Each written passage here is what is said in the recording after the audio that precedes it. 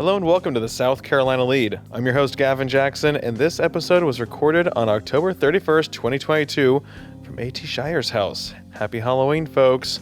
Just so you know, some of the information in this podcast may have changed by the time you've heard it. This episode features a look at how early voting is going in South Carolina and what officials are doing to make sure your vote is counted. We also have some campaign trail bites for you. And in business, we have a quick look at GDP and state unemployment data. In medical, we bring you an update on what's shaping up to be a rough flu season. And Sarah Barber with Skadvasa discusses the state of domestic violence in South Carolina at the conclusion of Domestic Violence Awareness Month. And of course, we want to hear your stories as well. That's why I have a voicemail box set up at 803-563-7169. Let us know what you dressed up as for Halloween. Maybe some spooky stories that happened to you during Halloween. Tell us what you think, what kind of candy Vince Colblugo would eat. He denies the candy corn story, but we continue to push it.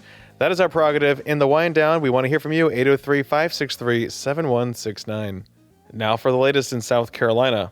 Currently, the spread of COVID-19 is low, according to county-level data from the Centers for Disease Control and Prevention. The flu in South Carolina is widespread as of the week ending October 22nd, with lab-confirmed tests and hospitalizations increasing. This flu season is off to a very strong start, with rates typically seen later in the season, or rarely ever. For example, there were 98 people hospitalized with the flu for the week ending on the 22nd. That's higher than at any time over the past 2 years, and the season just started. So, wash your hands often, cover your cough and your sneeze. Did I mention washing your hands? Wipe down frequently touched surfaces. Stay home if you're sick. And officials say get your flu shot ASAP. Did I mention washing your hands? Wash them. I got my COVID booster and flu shot on Sunday, and besides a little arm soreness, I'm fine and dandy this Monday.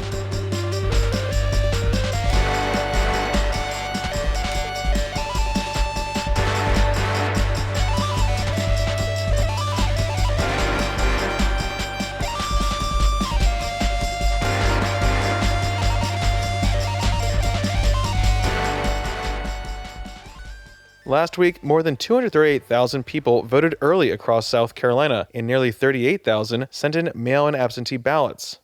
This is the first general election in our state with early voting, thanks to the massive bipartisan election integrity bill that Republican and Democratic lawmakers passed in May. One main result is that voters have at least one early voting location in the county they're registered to cast their ballot in without an excuse like what was needed under absentee in-person voting before. People were so amped up to vote early and find out information about it that scvotes.gov crashed on October 24th, the first day of early voting, though officials say this was a back-end website problem and not a cyber attack. I spoke with Chris Whitmire, the Director of Public Information from the SC State Election Commission on This Week in South Carolina about early voting trends and polling location security concerns. We expected the numbers would go up for a number of reasons. One is that it was such a short time frame between May 13th, the date the bill was signed into law, and the beginning of early voting. It was about 2 weeks, so not a lot of time to really get the word out there to everybody about early voting. Also, not a lot of time for counties to identify and open a maximum number of locations, or as many locations as they would want it to open. We had about 85 locations statewide. In June. We now have about 115 locations statewide in June. So more locations. There's also more hours. So the hours are 8:30 to 6 for a general when it's only 8:30 to 5 for a primary. So you do get that additional hour. As we go through early voting, there'll be an extra day. Saturday is included for general elections, which was not the case in the primaries. And so just as people learn about it, as we advertise it, as people talk to their family and friends about their experience with early voting, we think the convenience of it for voters, being able to choose to vote at any time over a 17-day period, except for a few days there where it's not open, gives voters more options, and we expect voters to start taking advantage of that. Another reason is that in the 2020 general election, we essentially had early voting. It was basically no excuse absentee, a little different process. But in that case, when you added in-person absentee and absentee by mail, more than 50%, about 53% of the voters in the 2020 general voted before Election Day. So we had that experience to say, look, that's probably where we're going. And then we also look at other states and other jurisdictions that have similar early voting processes, and they see approximately half the voters voting before Election Day. So we expected those numbers to go up. Do you know any big cases or any cases of voter fraud that we've seen in the state in the past couple years? They have been few and far between. I believe there are some cases. We went through House Legislative Oversight Committee hearing earlier this year, going back to last year. But, I know as part of that hearing, other state agencies, I'm not sure if it was law enforcement or courts or HLOC themselves, but they put together a list of incidents from, I don't know, the past 10, 20 years. There were some incidents on there, but to answer your question, they were rare, few and far between of incidents of prosecuted election crimes. And when we talk about incidents too, Chris, kind of jumping ahead a little bit, are there typical issues that we see on Election Day? Are there any threats we've seen to poll workers or any safety concerns that you all are worried about in this day and age? In the primaries, we had some incidents where I will describe them as election integrity activists showed up at polling places, demanding access to equipment, arguing with the clerks and managers there at the polling place, demanding to take pictures of the equipment, making claims that seals, supposed required seals, were missing on the equipment, and in some cases called police to polling places to file a police report about these alleged improprieties. So that in and of itself was essentially interfering with the conduct of an election and disruptive at the polls. It can be intimidating to the voters who are there. These are while voting is going on.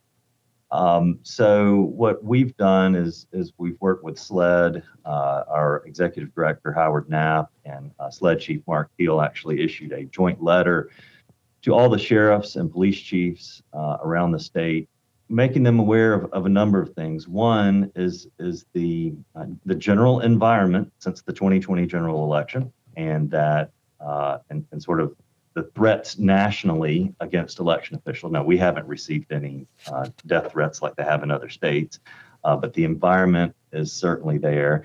And then two, making them aware of these incidents from the June primary, and that these violate state law, and that we have to have order in polling places. Also, that law enforcement officials are not allowed to go into the polling place unless they're there to vote or unless they're called by the managers for assistance. And that's designed to prevent voter intimidation, because there's history in South Carolina, in this country, of law enforcement being used to intimidate voters. So that's why those laws are in place. Moving on, we have a little campaign trail update for you. Both gubernatorial campaigns are making a swing through the state with a week to go until Election Day. Governor Henry McMaster's campaign kicked off their 19-stop bus tour on Sunday. They'll be on the road through November 7th with McMaster and Lieutenant Governor Pamela Evette. Former Congressman Joe Cunningham is doing the same, but on a smaller scale, with his running mate Tally Parham Casey. Cunningham is kicking off a 7-stop statewide tour over the next 7 days, starting in Florence and ending in Charleston. You can find details on their respective campaign websites, and I'll try and get out there as well. And a heads up, the final debate of the season is the State Superintendent of Education debate this Wednesday, November 2nd at 7 p.m. It's between Democrat Lisa Ellis and Republican Ellen Weaver. They are running to replace outgoing 2-term Superintendent Molly Spearman. I'll be moderating the debate, as well as Shauna Adcox of the Post and Courier. She'll join me for the hour-long debate and questioning the candidates. You can tune into SCE-TV, South Carolina Public Radio, or watch online.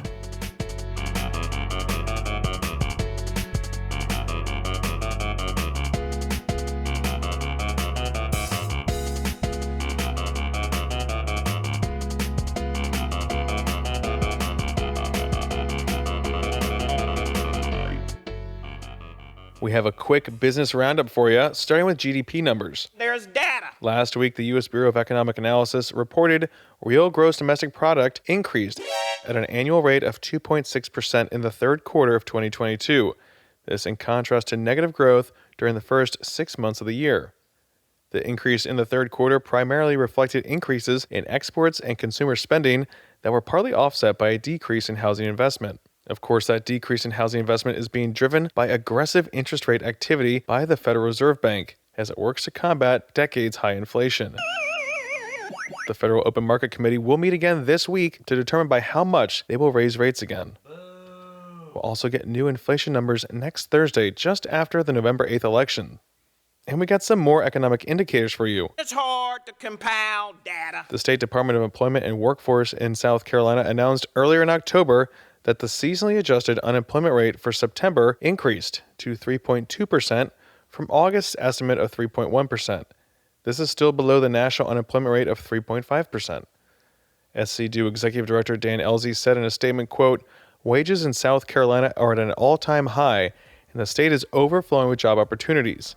While unemployment has edged up slightly and employment has dropped, overall, the numbers have remained steady and strong for the last several months." Quote.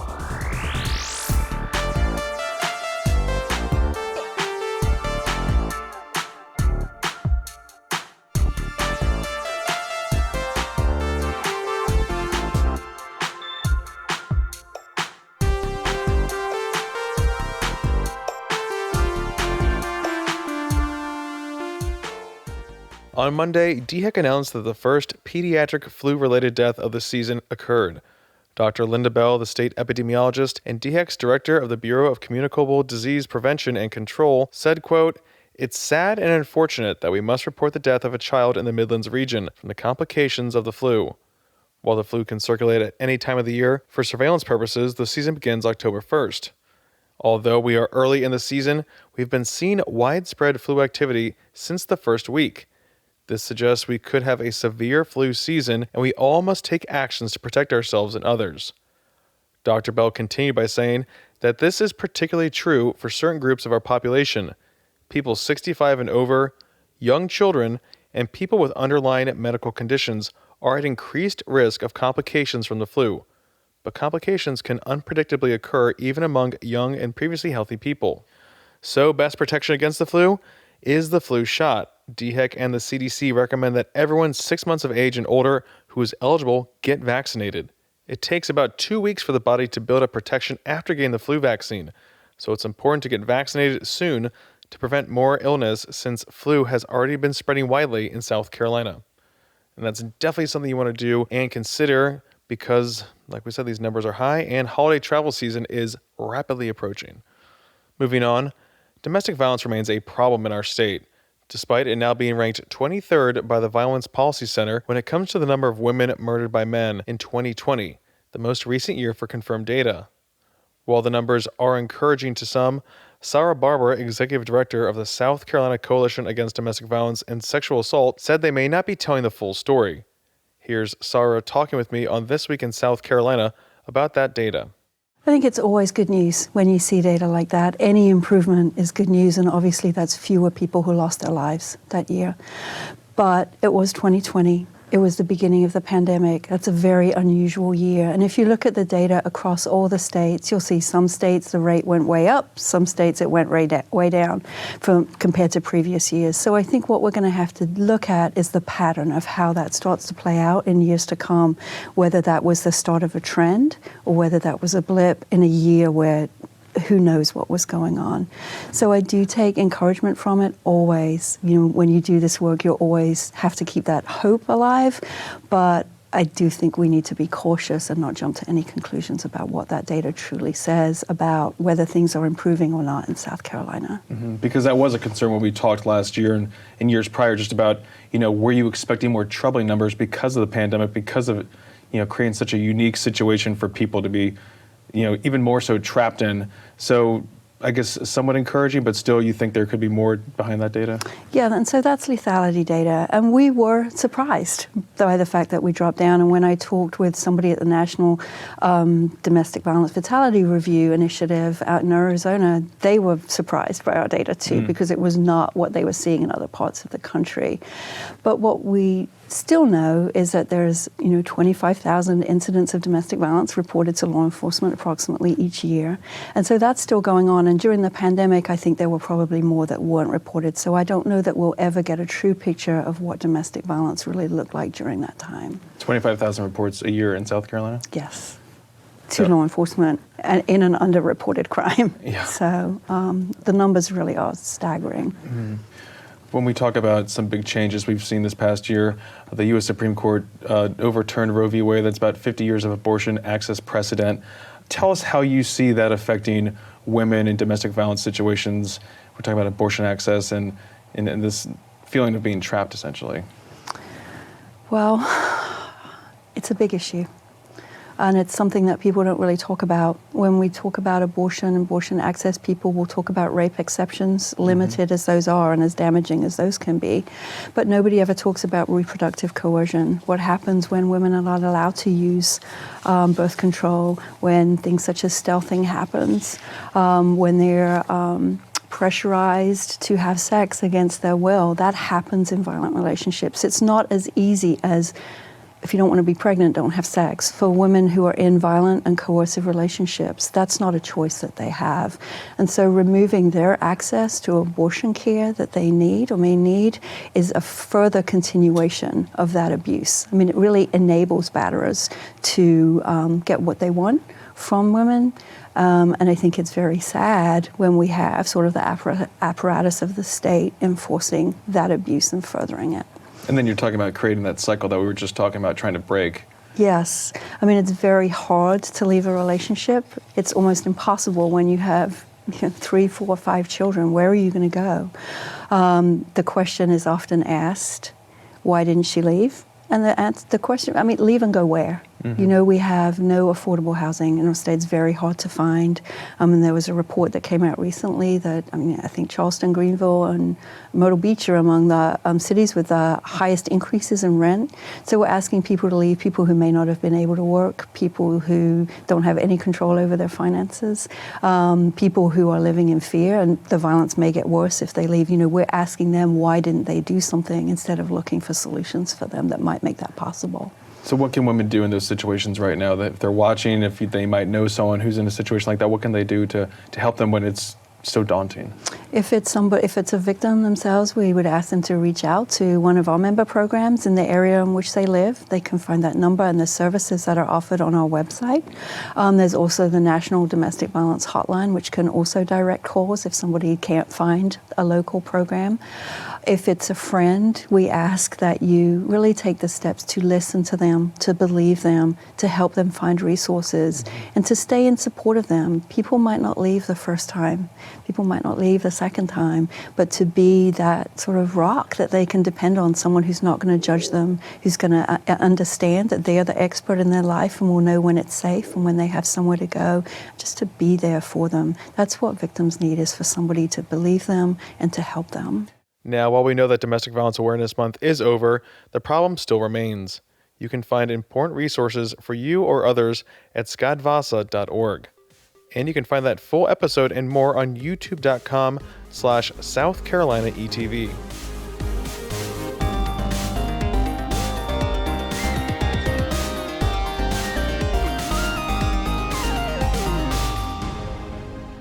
Welcome to the wind down section, a little break from the news. We talk about life during the pandemic, and we want to hear your stories as well. Tell us again how your Halloween went. It's now November. We're about to fall back soon. The election's a week away. So much going on. Football seasons. We're like halfway in. More than half, right? For college, Yeah. we're in it.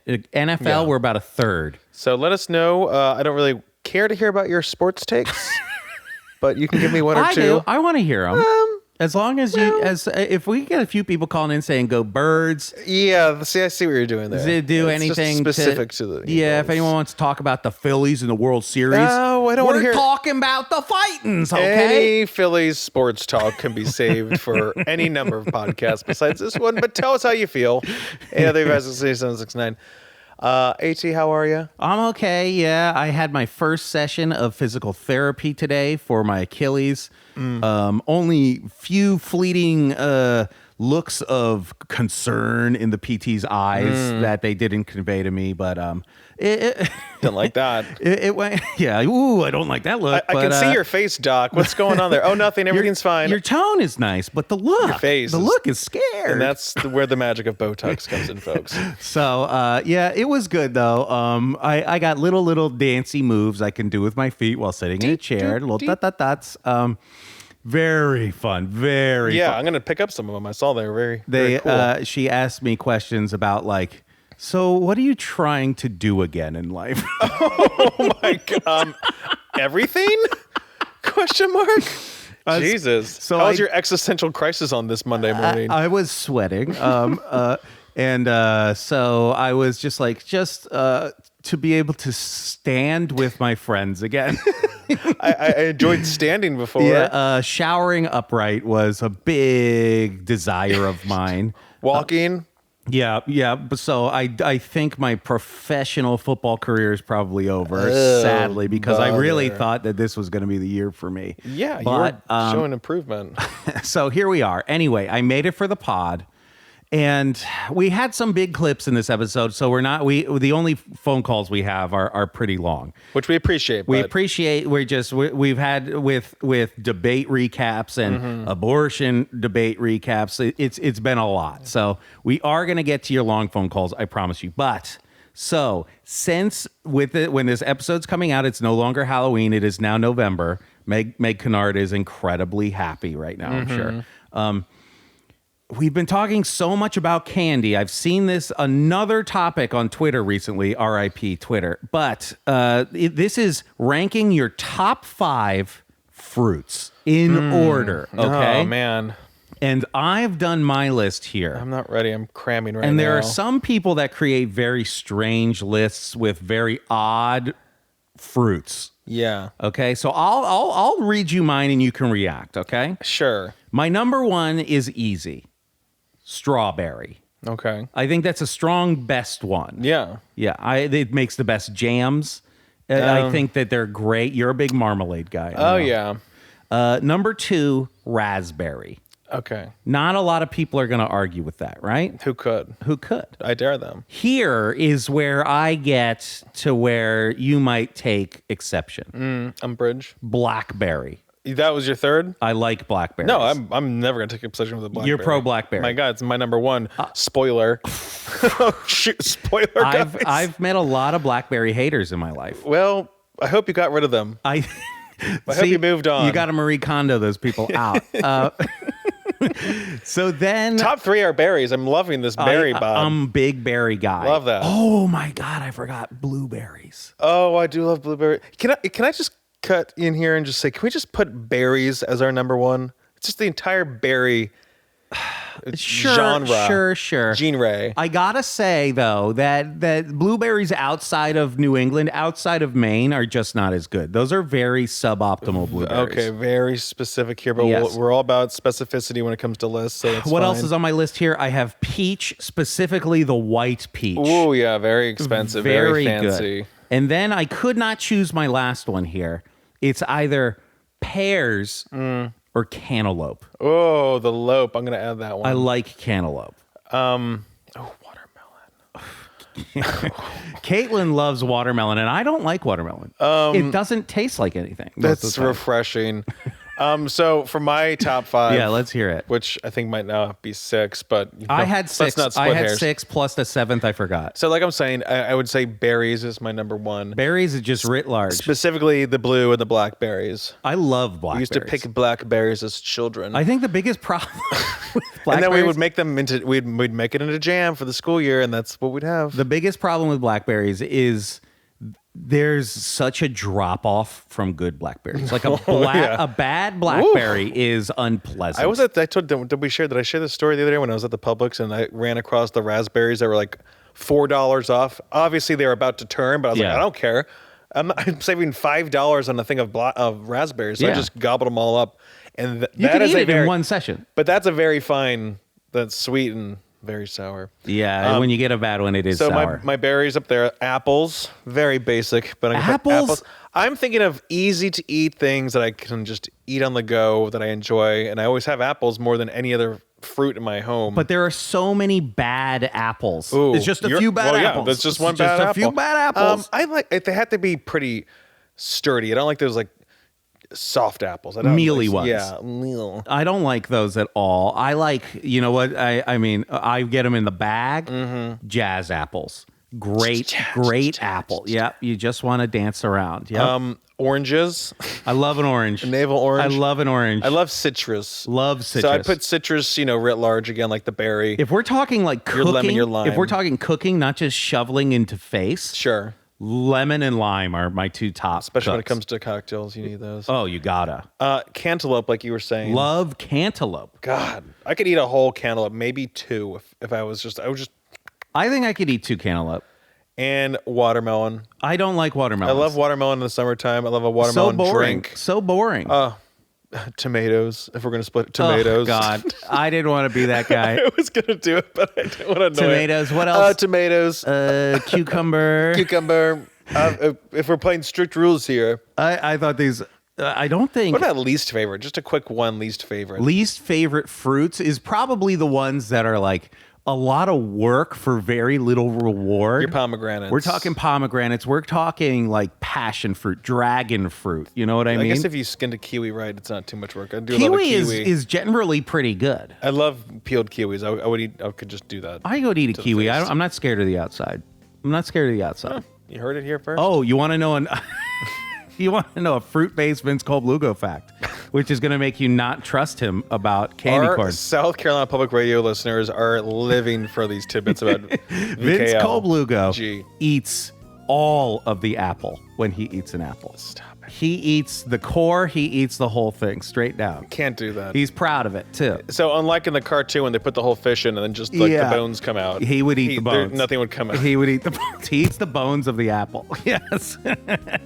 Anyway, say goodbye, Gavin. Let us know your favorite fruits. It's healthy season now, okay? Yeah, come on, guys. Let's stay healthy. We've been shoveling candy down our gullets all month, so let's think about something healthy and fresh. Let us know, 803-563-7169. We always appreciate hearing from you guys. You can also leave us a review on Apple Podcasts, and you can stay up to date with the latest news on scetv.org and southcarolinapublicradio.org. And don't forget to support your local newspapers. For the South Carolina Lede, I'm Gavin Jackson. Be well, South Carolina.